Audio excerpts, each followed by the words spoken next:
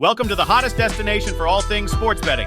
I'm Bain, and this is Bain's Best Bets presented by Always the Hook Sports Network. Whether you're a seasoned sports bettor or just getting started, you've come to the right place.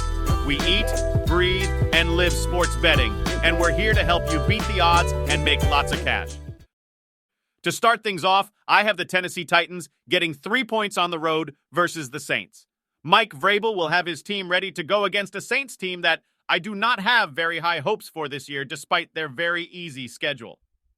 I don't have much faith in Derek Carr, especially with Alvin Kamara out for the first couple weeks and the lack of time on the field for his number one receiver, Michael Thomas, due to injuries over the last couple years.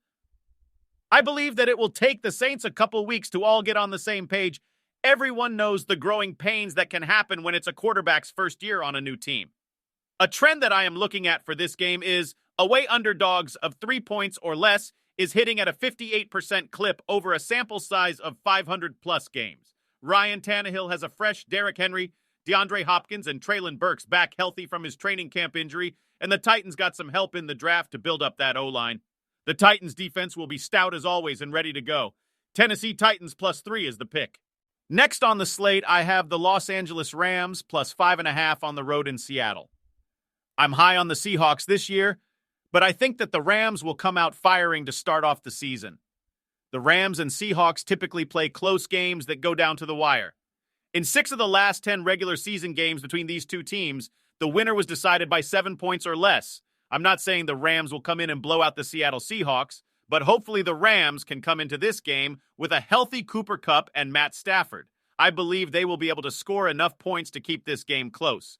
Seattle's first-round draft pick, Devin Witherspoon, will not be playing Week 1.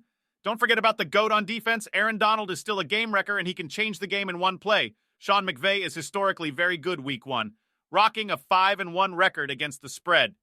McVay's only loss on that record was last year versus the Buffalo Bills, who a lot of people thought would be playing in the Super Bowl. You know, I love my trends, and historically division underdogs are 62. 39 with 2 pushes against the spread Week 1. That's about a 60% hit rate. I'm not betting strictly off of the trends. I just like when they back up my ideas and give me more confidence in the plays. The second pick for Week 1 is the Los Angeles Rams +5.5 at Seattle. The third game I have on the slate is the Atlanta Falcons taking on the Carolina Panthers. I'm leaning the Falcons to cover 3.5 points Week 1 against a Frank Reich-led Panthers. Now, I think the Panthers could turn in a pretty decent season this year considering the overall weak division, but man, does Frank Reich have an awful track record for Week 1 games. I don't know if he has a hard time getting his team fired up to start the season or what, but Reich is 0-5 in Week 1 games as a head coach. Bryce Young looked decent in the preseason, but every player says that the regular season is another level. We should expect a couple mishaps from the rookie. Not just Young, but any rookie. Now, about the Falcons, this is a big year for Desmond Ridder to prove to the team that he can be their long-term QB. I think Arthur Smith has done a great job with the Falcons and putting Ridder in a good spot to succeed. Arthur Smith coached the preseason like a playoff game, and I think his intensity will help this team get off to a good start, and I believe his team is ready to go. The Falcons got some weapons now, like their number 1 pick, Bijan Robinson, who looked good this preseason, Cordarrelle Patterson, who we all know what he brought to the team last year, Drake London going into his sophomore season, and Kyle Pitts, who I think can take a huge step for his career this year. I haven't even talked about their defense yet with A.J. Terrell, who people say can be a stud DB for this team, Jesse Bates, a vet safety from the Bengals. Not to mention the beefed-up defensive line with the addition of Calais Campbell and Bud Dupree to go alongside Grady Jarrett, who is a dog. My third pick for Week 1 is going to be the Atlanta Falcons covering the 3.5-point spread versus the Carolina Panthers. My final play on the slate for Week 1 is the Baltimore Ravens -10 at home versus the Houston Texans. Everything coming out of the Ravens camp on social media is awesome. They look like one of the most fun teams to be on right now. There was a video that Lamar Jackson put on his Instagram story of the team all singing along to a song and having a great time at some get-together. Also the video of Zay Flowers that the team put out talking about his signing bonus, and the team went nuts. To me, this shows that they are going to go all out for each other. It may sound dumb to most, but team camaraderie is one of the most important pieces to a successful team. Ravens hired a new offensive coordinator this offseason in Todd Monken. He is looking to throw the ball a lot more.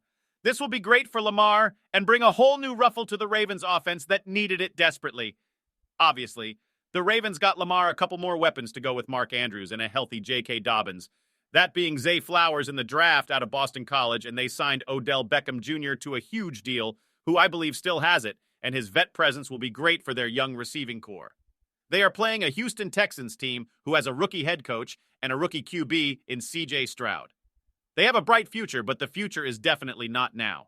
I expect this Ravens team to be firing on all cylinders week 1. That is why I'm taking the Baltimore Ravens to cover the 10-point spread at home versus the Texans. That's all for this week on Bain's Best Bets presented by Always the Hook. If you enjoyed the video, please make sure to subscribe and like the video. Comment down below your lock of the week or what you thought of my bets this week. Thanks for watching and happy betting.